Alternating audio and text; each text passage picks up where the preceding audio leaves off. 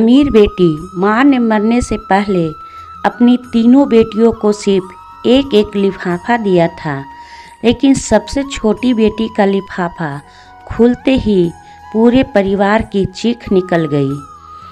अस्पताल के कमरे में मशीनों की आवाज़ गूंज रही थी।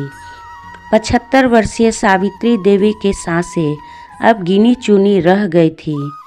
उनके बिस्तर के आसपास उनकी तीनों बेटियां खड़ी थीं। बड़ी बेटी नीरा, मंझली बेटी कविता और सबसे छोटी बेटी राधा, तीनों रो रही थी।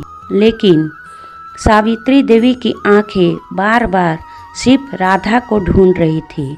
वही राधा जिसे पूरे परिवार ने हमेशा सबसे कमज़ोर समझा था, जिसे लोग कहते थे इससे कुछ नहीं होगा।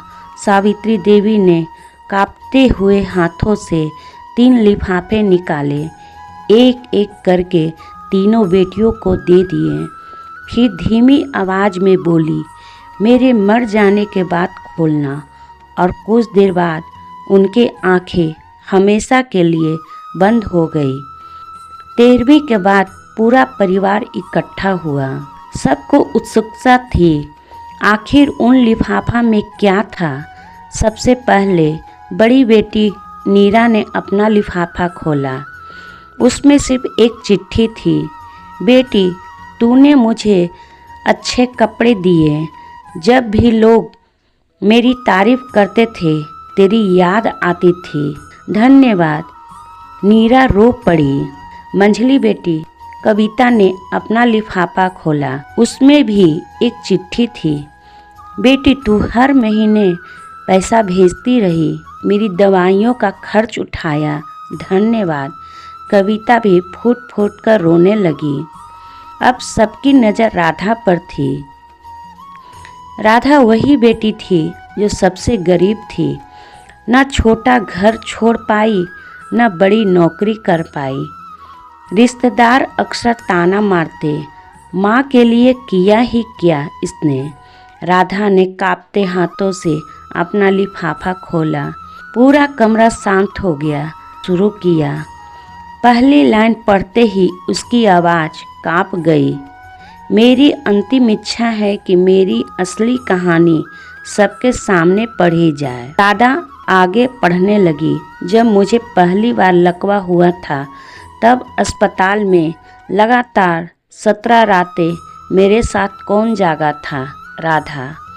जब मुझे खाना निगलने में दिक्कत होती थी तब अपने हाथों से खाना कौन खिलाता था, राधा।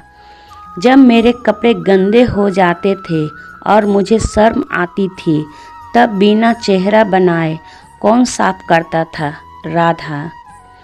जब रात के 2 बजे दर्द से मेरी चीख निकलती थी तब कौन दौड़ कर आता था, राधा। कमरे में सन्नाटा छा गया। राधा रोते रोते पढ़ती रही। नीरा ने मुझे सुंदर कपड़े दिए, कविता ने मुझे पैसे दिए, मैं उनकी आभारी हूँ, लेकिन मुझे जीने की वजह राधा ने दी।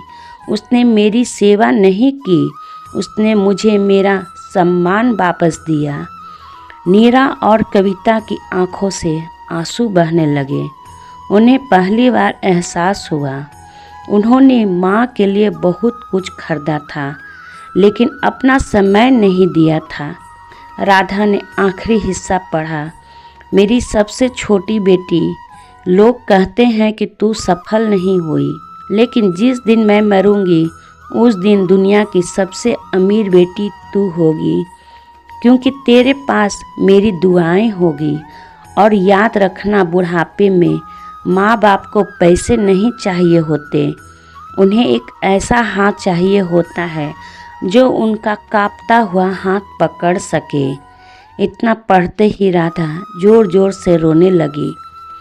कमरे में बैठी सभी लोग भी रो पड़े, लेकिन तभी लिफाफे से एक और कागज़ गिरा।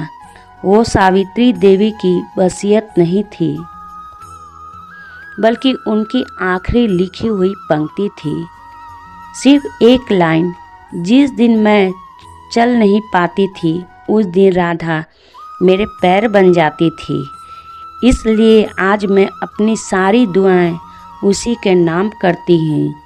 उस दिन पहली बार परिवार को समझ आया, माँ बाप की सेवा का मूल्य संपत्ति से नहीं नापा जाता, क्योंकि बूढ़े माँ बाप को दवा से पहले अपनापन चाहिए होता है। और कई बार जो संतान सबसे कम कमाती है वही माँ बाप के दिल में सबसे ज़्यादा जगह कमा लेती है। दोस्तों, वीडियो अगर पसंद आई हो तो उसे लाइक और सब्सक्राइब ज़रूर कर दीजिए।